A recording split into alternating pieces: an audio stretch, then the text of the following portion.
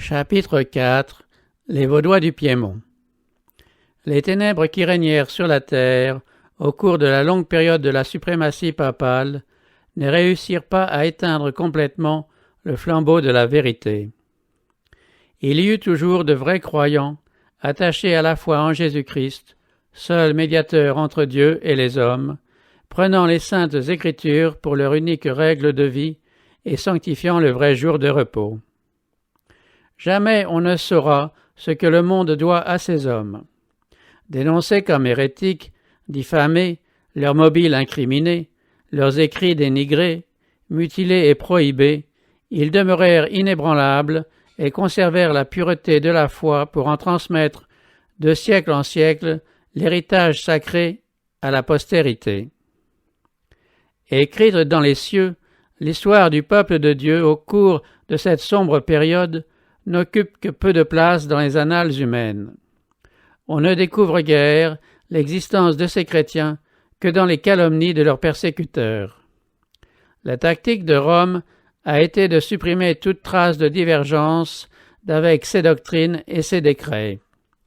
Tout ce qui était hérétique, qu'il s'agit des hommes ou des écrits, devait disparaître.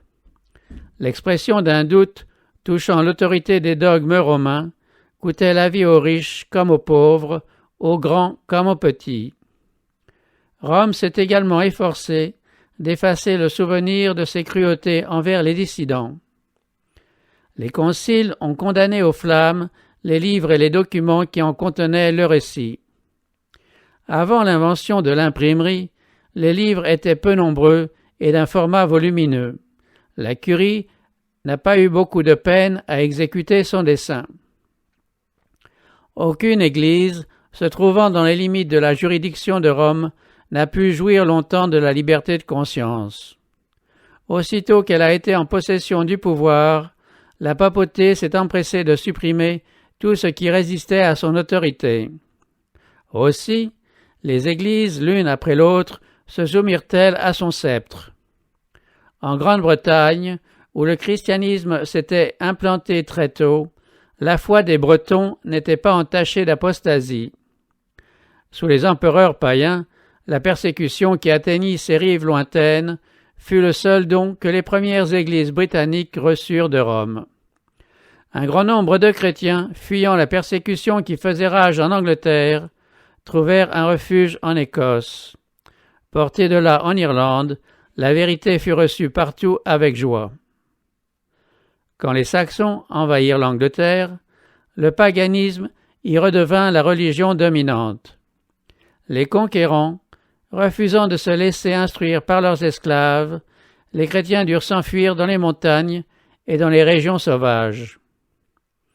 Néanmoins, bien que voilée pour un temps, la lumière continua de briller.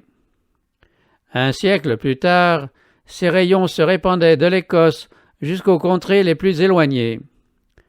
C'est d'Irlande que partirent le vieux Colomban et ses collaborateurs qui, réunissant autour d'eux les croyants dispersés sur l'île solitaire d'Iona, en Écosse, firent de cet endroit le centre de leur activité missionnaire.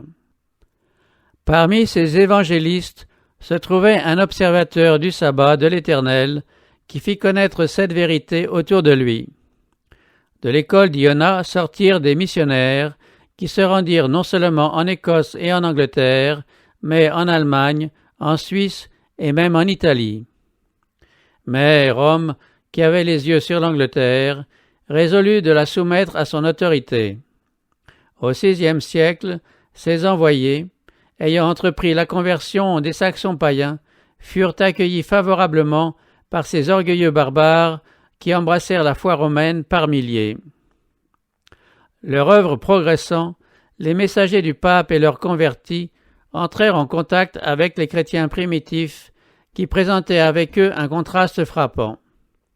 Ils étaient simples, humbles, scripturaires dans leur foi et dans leur vie, tandis que les premiers faisaient étalage de la superstition, la pompe et l'arrogance de la papauté. L'émissaire de Rome somma ses églises de reconnaître l'autorité du souverain pontife.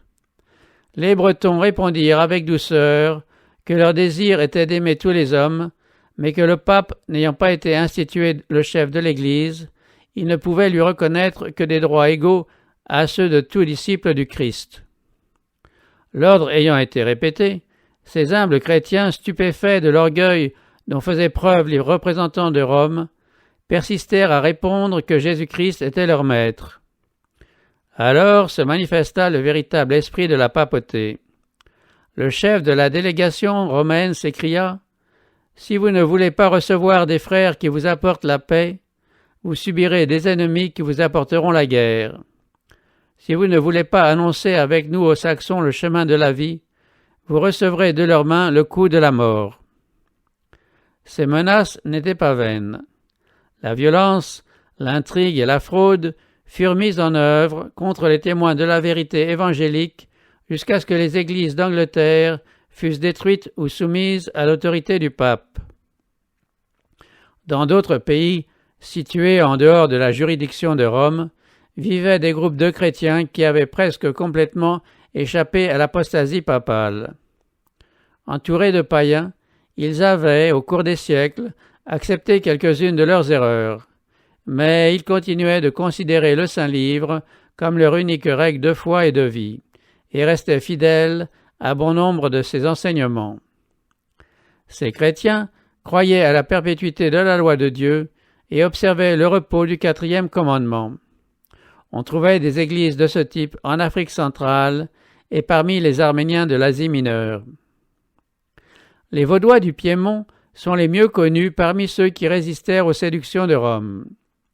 C'est dans le pays même où la papauté avait établi le siège de son autorité qu'elle rencontra la résistance la plus ferme et la plus constante. Les églises du Piémont maintinrent leur indépendance durant des siècles, mais le temps vint où Rome exigea leur soumission. Après une lutte stérile contre sa tyrannie, les chefs vaudois reconnurent à contre-cœur la suprématie d'un pouvoir auquel le monde entier semblait rendre hommage. Néanmoins, une minorité déterminée à rester fidèle à Dieu et à conserver la pureté et la simplicité de sa foi refusa de reconnaître l'autorité du pape et des prélats. Une scission eut lieu. Des partisans de l'ancienne foi quittèrent leur patrie alpestre et allèrent porter ailleurs leurs croyances. D'autres se réfugièrent dans les cavernes des montagnes, où ils conservèrent la liberté d'adorer Dieu. La foi pratiquée et enseignée pendant des siècles par les chrétiens vaudois formait un contraste frappant avec les erreurs de Rome. Elle était fondée sur la parole de Dieu, source du vrai christianisme. Ces humbles paysans, vivant loin du monde, dans leur retraite sauvage, absorbés par le soin de leurs troupeaux et de leurs vignes, n'étaient pas de même parvenus à la vérité qu'ils opposaient aux hérésies et aux dogmes de l'Église apostate. Cette vérité n'était pas une accusation récente. Ils l'avaient héritée de leur père, et ils luttaient pour conserver la foi de l'Église apostolique, la foi qui a été transmise aux saints une fois pour toutes.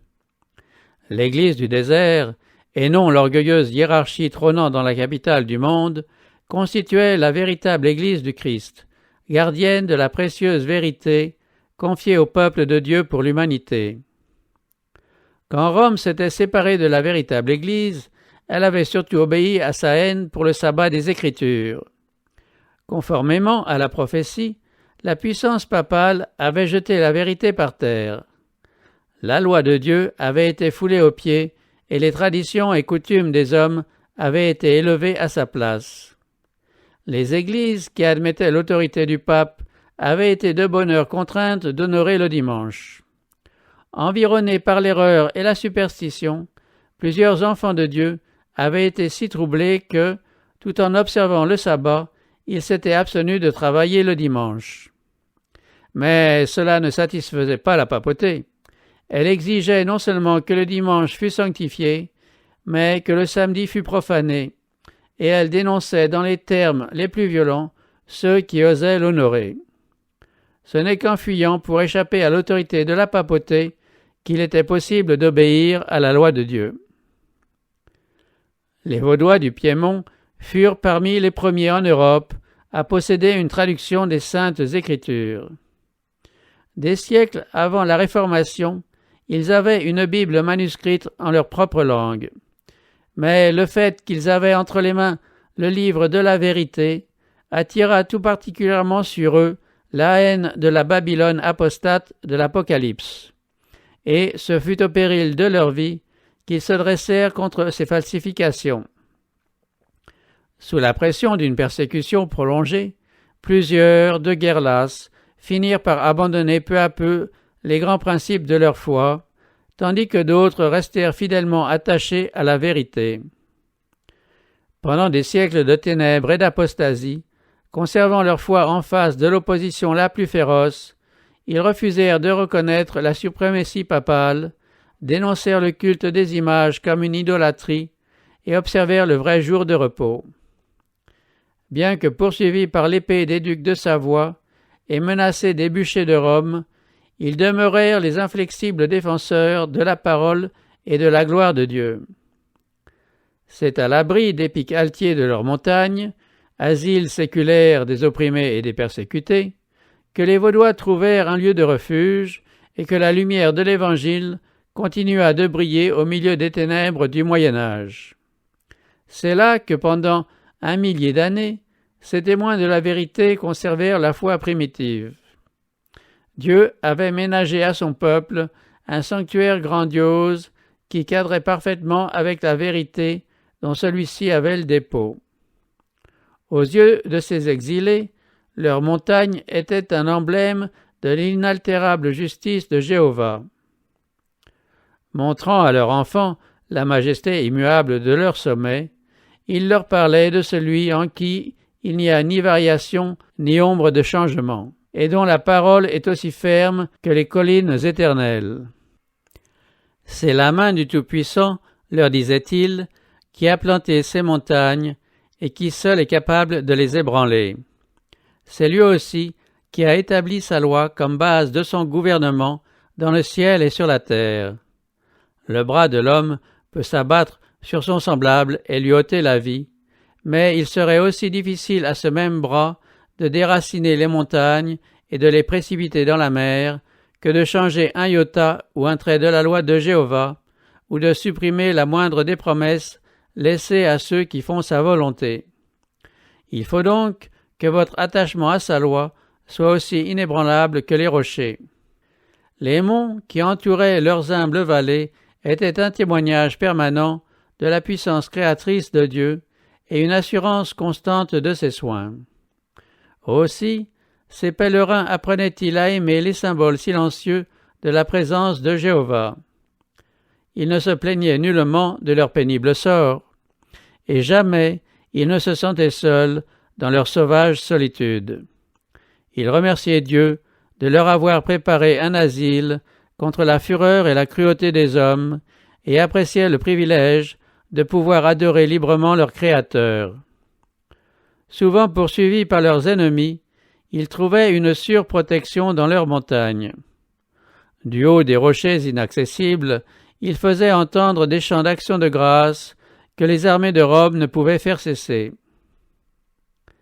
La piété de ces disciples du Christ était pure, simple, fervente. Ils attachaient plus de prix aux principes de la vérité qu'à des maisons, à des terres, voire à leurs amis, à leurs parents, à leur propre vie. Et ils s'efforçaient d'inculquer ces principes à la jeunesse. Dès leur âge le plus tendre, les enfants acquéraient la connaissance des saintes lettres et apprenaient à considérer comme sacrés les droits de la loi de Dieu. Et, comme les exemplaires du Saint-Livre étaient rares, ils engravaient les paroles dans leur mémoire. Plusieurs pouvaient répéter par cœur des portions considérables de l'Ancien et du Nouveau Testament. Ils associaient la pensée de Dieu non seulement aux victimes altières dont ils étaient entourés, mais aussi aux devoirs de la vie de chaque jour, apprenant à leurs enfants à être reconnaissants envers Dieu, l'auteur des biens dont ils jouissaient. Si tendres et affectueux que fussent les parents, ils aimaient trop sagement leurs enfants pour les laisser s'accoutumer à une vie facile. Ces jeunes gens avaient la perspective d'une vie d'épreuve et de renoncement qui pouvait se terminer par le martyre. Dès leur enfance, ils étaient accoutumés à endurer des privations et à se soumettre à l'autorité paternelle. Ils apprenaient aussi très tôt à porter des responsabilités, à ne parler qu'avec circonspection et à connaître la valeur du silence. Une parole inconsidérée, prononcée devant leurs ennemis, pouvait mettre en danger non seulement la vie de celui qui la proférait, mais aussi celle de centaines de ses frères, tant les ennemis de la vérité, semblables à des loups affamés, poursuivaient sans relâche ceux qui osaient manifester librement leur foi. Les Vaudois, ayant sacrifié à la vérité toute prospérité terrestre, demandaient péniblement leur pain quotidien au sol de leurs montagnes. Chaque pouce de terre cultivable, jusque dans les combes et les ravins, était utilisé.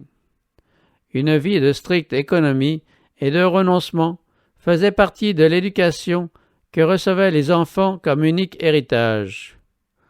On leur enseignait que, conformément au dessein de Dieu, la vie est une discipline, et qu'ils ne pouvaient subvenir à leurs besoins que par le travail personnel, la prévoyance, l'économie et la foi en Dieu.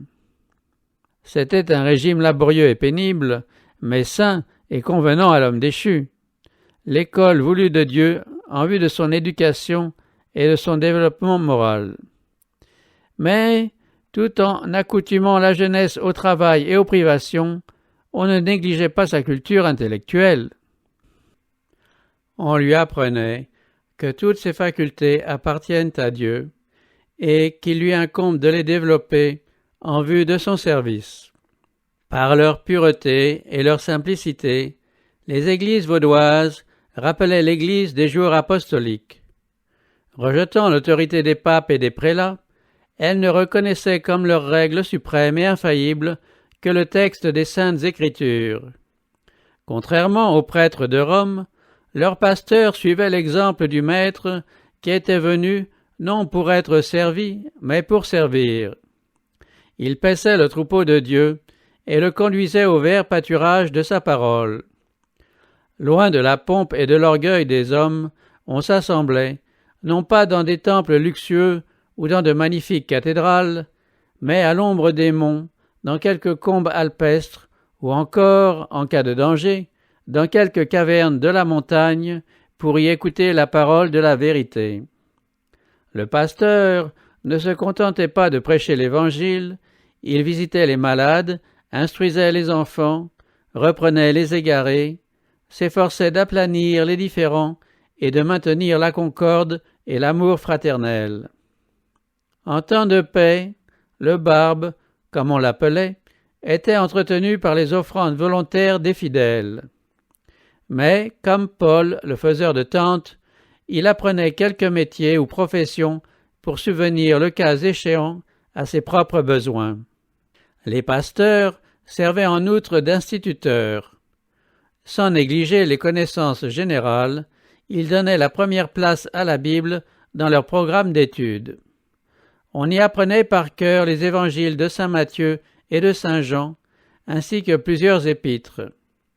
On s'y occupait aussi à copier la parole de Dieu.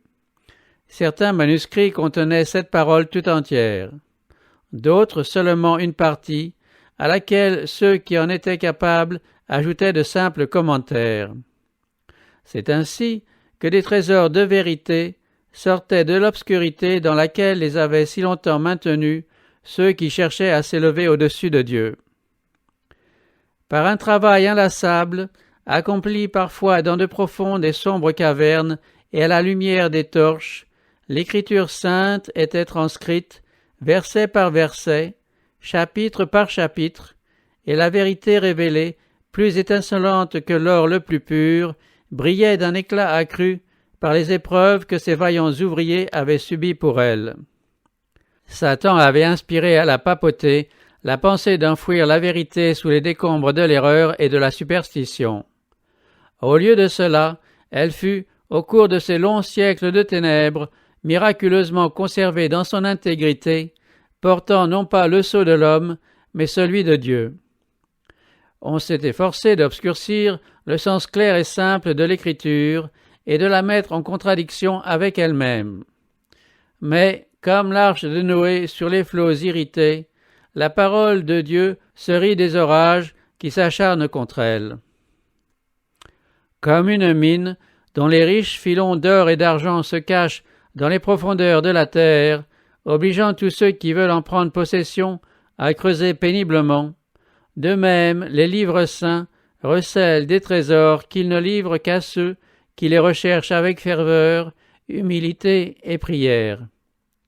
Dieu a destiné les Écritures à être le manuel de l'humanité entière, et étudié dans l'enfance, dans l'adolescence et dans l'âge mûr. Elles nous ont été données comme une révélation de sa personne.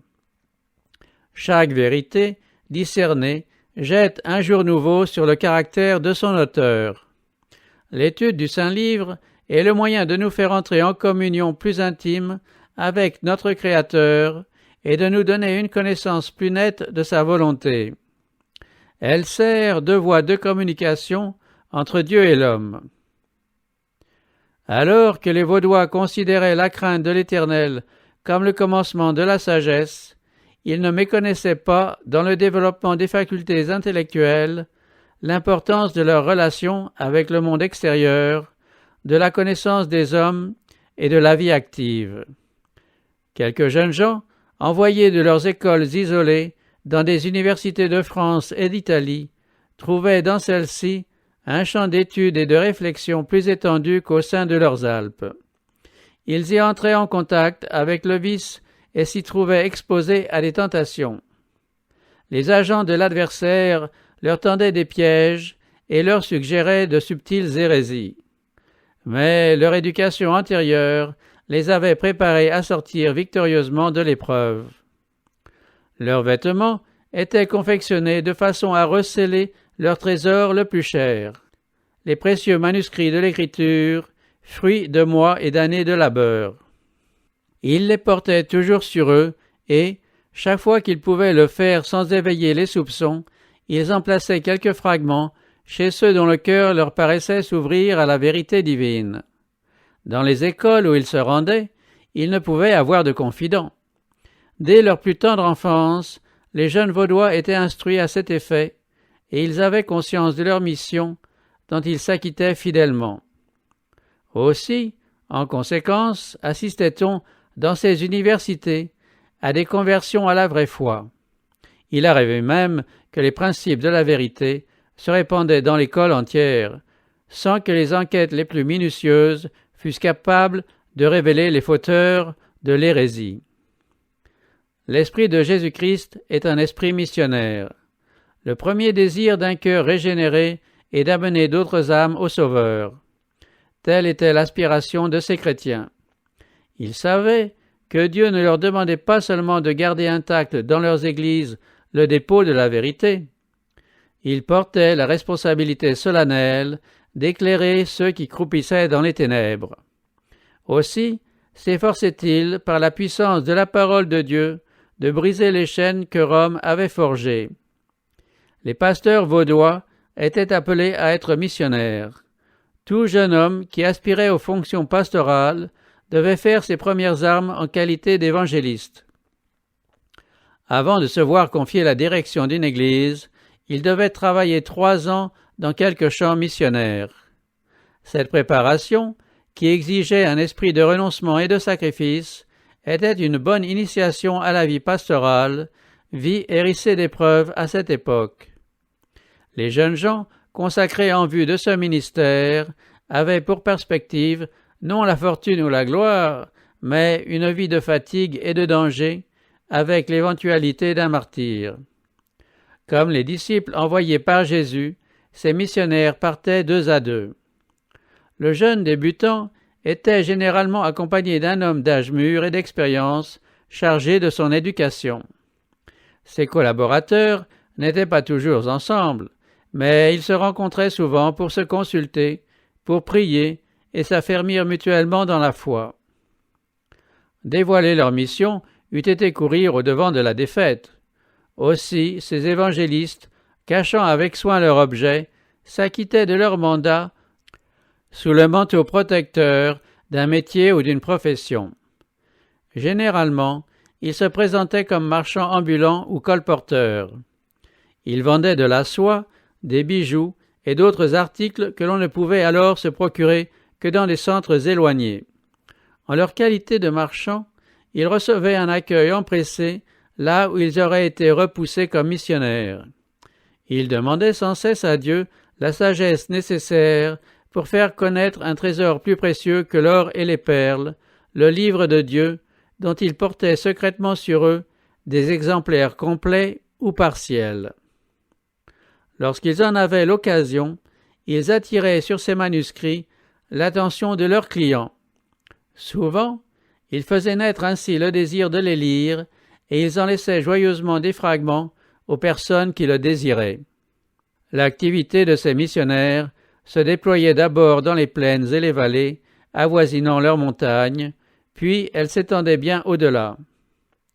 Nu-pieds, simplement vêtus, à l'instar de leurs maîtres, et couverts de la poussière du chemin, ils traversaient de grandes villes et se rendaient dans des pays éloignés, semant partout la précieuse graine de l'Évangile. Sur leurs pas surgissaient des églises, et le sang des martyrs rendait témoignage à la vérité. Voilée et silencieuse, la parole de Dieu traversait la chrétienté et trouvait un accueil chaleureux dans bien des foyers et dans bien des cœurs. Au jour de Dieu, on verra une abondante moisson d'âmes comme fruit de ses travaux.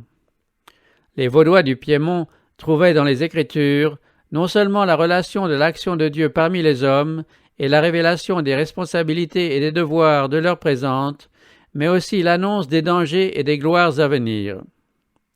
Convaincus de l'imminence de la fin du monde, ils étudiaient la parole de Dieu avec prière et avec larmes, et étaient toujours plus pénétrés de l'importance de ces précieuses déclarations, et déterminés à faire connaître à d'autres ces vérités salutaires. Ils voyaient dans ces pages un clair exposé du plan du salut, et puisaient dans leur foi en Jésus la consolation, l'espérance et la paix. Aussi aspiraient-ils à faire resplendir dans l'esprit des victimes de l'erreur la lumière qui illuminait leur entendement et réjouissait leur cœur. À l'école du pape et des prêtres, des multitudes s'efforçaient en vain d'obtenir le pardon de leurs péchés par des mortifications.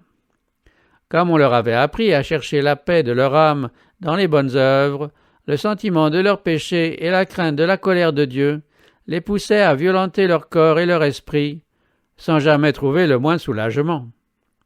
Nombreux étaient ceux qui abandonnaient parents et amis pour aller terminer leurs jours dans un couvent.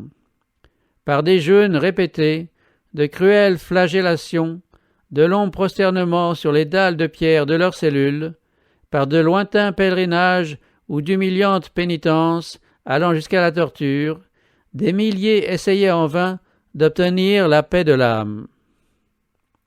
Accablés par le souvenir de leurs péchés, tremblant à la pensée de la colère de Dieu, un grand nombre d'entre eux, à bout de force, descendaient dans la tombe sans un seul rayon d'espérance. À ces cœurs affamés, les Vaudois languissaient de rompre le pain de vie, de montrer les messages de paix renfermés dans la parole de Dieu, pour les conduire à Jésus, leur unique espérance de salut. Ils voyaient clairement la fausseté de la doctrine, selon laquelle les bonnes œuvres peuvent expier les transgressions de la loi divine. Se reposer sur des mérites humains, c'était voiler l'amour infini de celui qui est mort pour nous. Si Jésus s'est offert en sacrifice, c'est parce que notre race déchue ne peut rien faire qui la recommande aux yeux de Dieu. Les mérites d'un Sauveur crucifié et ressuscité forment la base de la foi chrétienne. Les enseignements de l'Église avaient dépeint Dieu et son Fils comme des êtres durs, sombres, inaccessibles.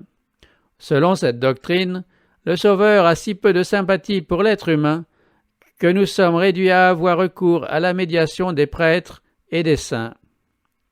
Aussi, ces messagers éclairés par la parole de Dieu brûlaient-ils du désir de faire connaître un Sauveur, compatissant, dont les bras ouverts invitent le pécheur à lui apporter son fardeau ses soucis, sa lassitude. Ils avaient hâte d'enlever les obstacles accumulés par Satan pour empêcher les hommes d'aller à Dieu directement pour lui confesser leurs péchés et obtenir le pardon et la paix. Aussi, avec quel empressement le missionnaire vaudois dévoilait-il aux âmes angoissées les consolantes vérités de l'Évangile. Prudemment, il leur lisait les précieux manuscrits de l'Écriture. Sa plus grande joie était de faire briller l'étoile de l'espérance dans des cœurs qui ne connaissaient qu'un Dieu vindicatif et impitoyable. Les lèvres tremblantes et les yeux humides d'émotion, quelquefois à genoux, il parlait à ses frères des douces promesses d'espérance. La lumière de la vérité entrait ainsi dans bien des âmes, rayon bienfaisant du soleil de justice, dissipant l'obscurité. Souvent l'auditeur, voulant se convaincre qu'il avait bien entendu, invitait le missionnaire à relire plusieurs fois certaines portions de l'Écriture. On aimait tout spécialement entendre répéter ces passages « Le sang de Jésus, son Fils, nous purifie de tout péché. » Et, comme Moïse éleva le serpent dans le désert, il faut de même que le Fils de l'homme soit élevé, afin que quiconque croit en lui ait la vie éternelle. Plusieurs comprenaient la véritable nature des prétentions de Rome en voyant l'inutilité de la médiation des hommes en faveur du pécheur. À mesure que la lumière se levait sur eux, ils s'écriaient avec allégresse « Jésus-Christ est mon prêtre, son sang est mon sacrifice, son autel est mon confessionnal. » Plaçant toute leur confiance dans les mérites du Sauveur, ils répétaient « Sans la foi, il est impossible de lui être agréable. Il n'y a sous le ciel aucun autre nom qui ait été donné parmi les hommes, par lequel nous devions être sauvés. » À quelques âmes battues par la tempête, la certitude d'être aimées du Sauveur semblait trop belle. La joie qu'elle leur apportait les inondait d'un tel flot de lumière qu'elles se croyaient transportées au ciel. Toute crainte de la mort avait disparu. Elles mettaient avec confiance leurs mains dans celles du Seigneur et posaient avec assurance leurs pieds sur le rocher des siècles. Elles pouvaient désormais, s'il le fallait pour glorifier le nom de leur Rédempteur, affronter avec joie la prison et le bûcher. La parole de Dieu faisait son œuvre dans l'ombre. On la lisait en secret, parfois à une seule personne, parfois devant un petit groupe affamé de lumière et de vérité. On passait souvent la nuit entière à la méditer. L'étonnement et l'admiration des auditeurs étaient si grands que le lecteur devait quelquefois interrompre sa lecture jusqu'à ce qu'on eût bien saisi la bonne nouvelle du salut. Et il arrivait souvent aux missionnaires d'entendre des exclamations comme celle-ci « Dieu m'acceptera-t-il réellement comme son enfant? Me sourira-t-il à moi? Me pardonnera-t-il à moi ?» Et la parole répondait « Venez à moi, vous tous qui êtes fatigués et chargés, et je vous donnerai du repos. » Par la foi, l'auditeur s'emparait de la promesse et s'écriait joyeusement « Plus de pèlerinage, plus de longs voyages au lieu saint. Tel que je suis, pécheur et impur, je puis aller à Jésus, assuré qu'il ne refuse pas la prière de l'âme repentante. Il me dira « Tes péchés sont pardonnés. » Mes péchés, oui, les miens, peuvent être pardonnés. Les ondes d'une joie sacrée, faisant alors palpiter les cœurs, le nom de Jésus était glorifié par des louanges et des actions de grâce. Heureux, les gens rentraient chez eux pour raconter de leur mieux à leur entourage comment ils avaient trouvé le vrai chemin. Une puissance étrange et solennelle se dégageait des saintes Écritures. C'était la voix de Dieu qui portait la conviction dans les cœurs de ceux qui soupiraient après la vérité. Le messager de Jésus-Christ continuait alors sa route. Son humble apparence, sa sincérité et sa ferveur faisaient le sujet de la conversation de ses auditeurs qui, bien souvent, ne lui avaient pas demandé d'où il venait ni où il allait. Ils avaient été d'abord si étonnés, puis si débordants de reconnaissance et de joie, qu'ils n'avaient pas songé à l'interroger. Et, quand il l'avait sollicité de les accompagner chez eux, L'ambassadeur du Christ avait répondu qu'il devait visiter les brebis perdues du troupeau. Et l'on se demandait si ce n'était pas un ange du ciel. Il arrivait fréquemment qu'on ne revoyait plus l'étranger. Il s'était rendu dans un autre pays, où il terminait ses jours dans quelque prison inconnue, ou bien encore ses ossements blanchissaient à l'endroit où il avait rendu témoignage à la vérité. Mais il était impossible de détruire les paroles qu'il avait semées sur son passage. Elles faisaient leur œuvre dans les cœurs. Le jour du jugement seul en révélera tous les bienheureux effets. Les missionnaires vaudois envahissaient le royaume de Satan. Les chefs de l'Église se rendaient compte que ces humbles prédicateurs itinérants mettaient leur cause en danger et, pour la sauver, ils excitèrent les craintes de leurs agents et les engagèrent à surveiller de plus près les activités de ces évangélistes. Si on laisse, disait-il, de telles erreurs se répandre librement, les gens s'adresseront directement à Dieu et, avec le temps, la suprématie de Rome s'effondrera. La présence et l'activité des témoins de l'ancienne foi, constituant pour Rome un défi permanent, un violent orage de haine et de persécution se déchaîna contre eux. Leur refus de renoncer aux saintes Écritures était une injure que Rome ne pouvait laisser impunie. Elle résolut de les extirper de dessus la face de la terre. Alors se déchaînèrent contre le peuple de Dieu, caché dans les montagnes, une série d'atroces croisades. Des inquisiteurs y furent envoyés, et l'on vit se répéter la scène de l'innocent Abel tombant sous les coups de Caïn. À plusieurs reprises, les terres fertiles de cette population innocente et industrieuse furent réduites en désert. Ses chapelles furent démolies et ses foyers anéantis. De même que la vue du sang excite la rage du fauve, la fureur des persécuteurs s'alimentait des souffrances mêmes de leurs victimes. Les témoins de la foi furent poursuivis et traqués à travers monts et vallées, au sein des forêts et dans les cavernes des rochers où ils s'étaient réfugiés. Aucune accusation ne pouvait être portée contre ces proscrits. Leurs ennemis même les qualifiaient de gens paisibles et pieux. Leur crime était de ne pas servir Dieu au gré du pape. Et pour cette seule raison, ils furent abreuvés de toutes les humiliations, de toutes les injures et de toutes les tortures que les hommes et les démons purent inventer. Résolu d'en finir avec la secte abhorrée, Rome avait lancé contre elle une bulle qui en qualifiait les membres d'hérétiques et les vouait à l'extermination. On ne leur reprochait ni indolence, ni improbité, ni désordre. On déclarait au contraire qu'ils avaient une apparence de piété et de sainteté propre à séduire les brebis du vrai bercail. En conséquence, le pape décrétait que si cette secte pernicieuse et abominable refusait d'abjurer, elle serait écrasée comme un serpent venimeux.